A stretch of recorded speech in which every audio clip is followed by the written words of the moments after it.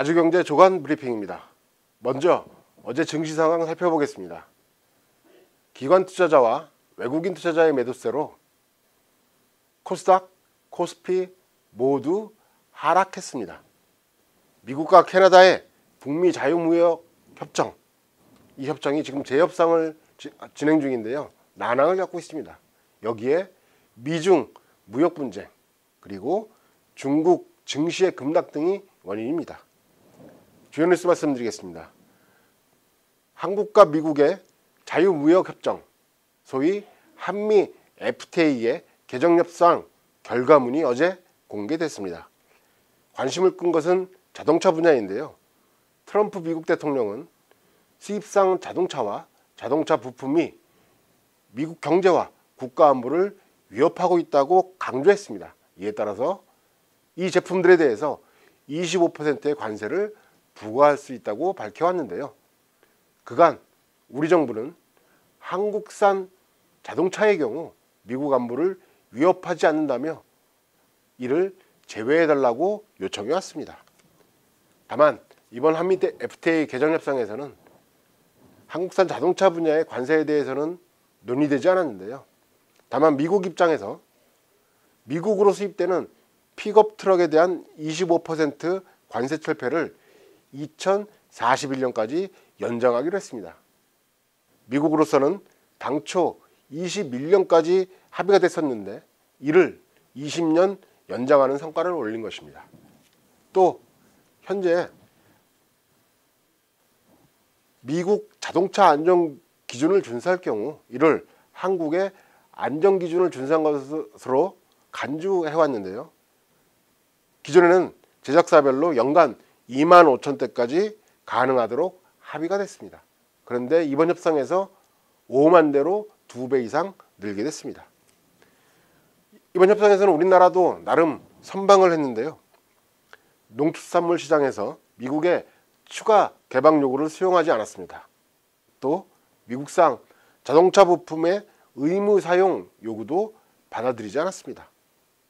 문제는 미국이 여전히 한국산 자동차에 대한 관세 부과 여부를 저울질하고 있다는 것입니다. 뉴 팍스 아메리카로 불리죠. 트럼프 대통령의 미국 제일주의가 여전히 세계 경제를 예측 불허의 상황으로 몰아가고 있습니다. 다음 소식입니다. 정부와 여당이 뉴 부동산 대책을 또 예고했습니다.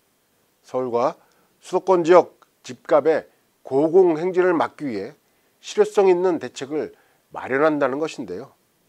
무기는 종합부동산세 강화와 공급 확대, 임대사업자에 대한 세제 혜택 축소 등입니다.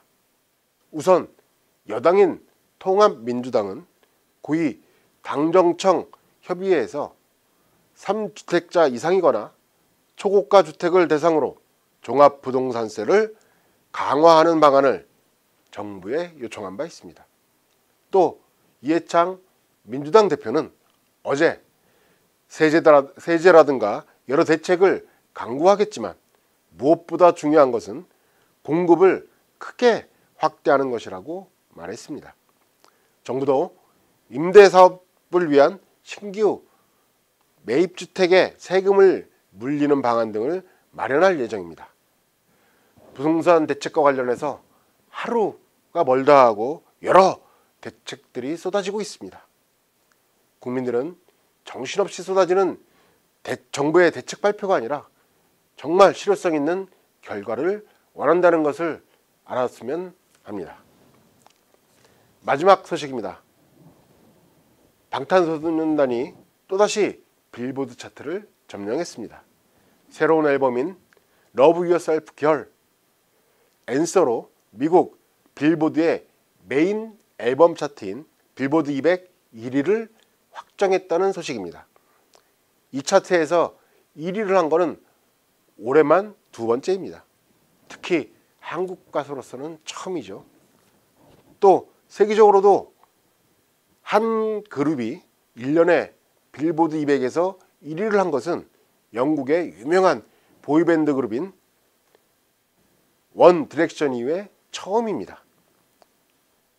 이제 방탄소년단의 목표는 미국 음반 시장에서도 가장 보수적인 것으로 유명한 그래미 시상식의 수상 소식입니다.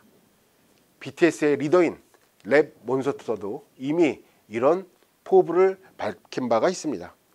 다행히 그래미 측은 오는 11일 그래미 뮤지엄에서 방탄소년단과의 대화를 개최하는 등 호의적인 반응을 보이고 있어서 가능성이 더욱 커져가고 있습니다.